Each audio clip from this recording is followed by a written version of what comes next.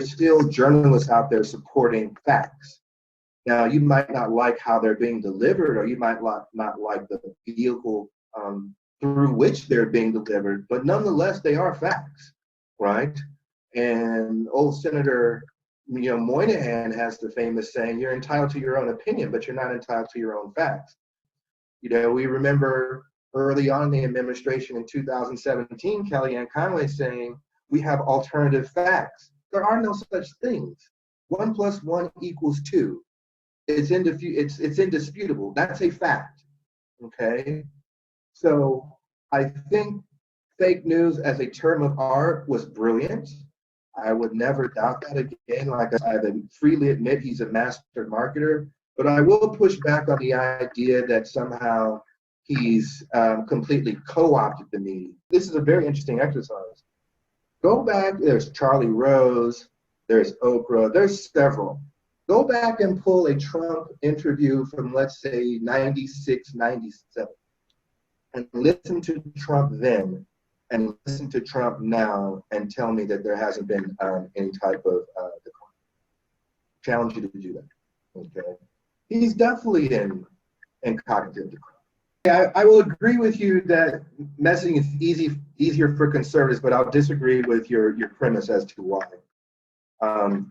It has nothing to do with insurgency or disruption on the other side. That has nothing to do with it. It has nothing to do with it as far as what you articulate on the right. It all has to do with basic homogeneity.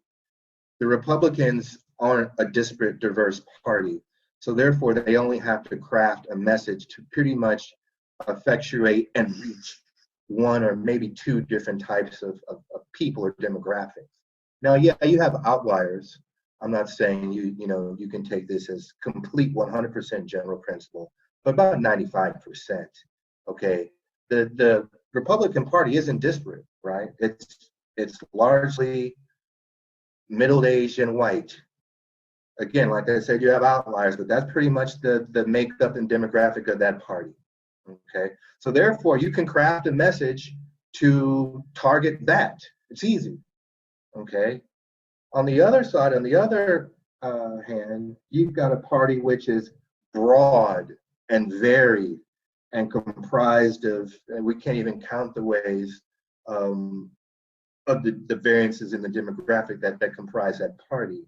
So therefore, you cannot craft a single message that's going to target everyone and resonate with everyone just because of the variance in the beliefs. You have to form coalitions. You don't have to form coalition on the right. You don't, okay?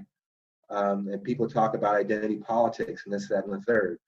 You don't have to inform identity politics on the right because there's only one identity. Again, with a few exceptions, but for the most part, it's 95%, maybe even 90%. I'll give you that, white middle-aged. That's the identity, okay?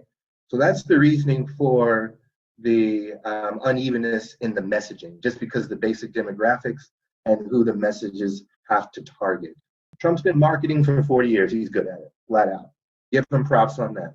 Flat out good at selling things, okay? As a caveat, just to tangent a bit, that's another thing. People think Trump's this master builder. Trump owns maybe one building. He owns Trump Plaza. Everything else are licensing agreements, because his name had some cachet, sold his name and licensed his name for X amount of dollars per year and a percentage of revenue on those buildings. That's why it was easy for the owners in Chicago and the owners in Toronto to take his name off the buildings.